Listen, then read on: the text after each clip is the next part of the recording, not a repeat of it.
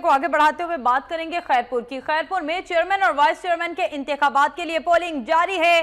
PP के उम्मीदवार शहरियार वसान और फंक्शनल लीग के मोहम्मद काशिफ में मुकाबला है। जिला भर में पीपल्स पार्टी के 106 जबकि फंक्शनल लीग के 23 काउंसलर्स हैं।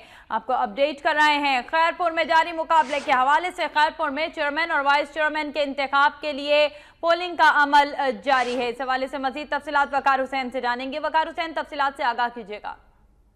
जी बिल्कुल, खैरपुर में चेयरमैन और वाइस चेयरमैन के इंतखाबात का सिलसिला जारी है। आज खैरपुर में जो है नाज हाई स्कूल में जो है ये पोलिंग जारी है।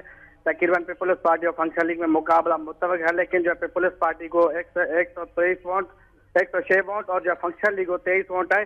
ये मुकाबला फंक्शन लीग के अख्तर जकरानी और जो है पीपल्स पार्टी के शहरियार वसान के दरमियान है। जी शुक्रिया अपडेट करने का। वकार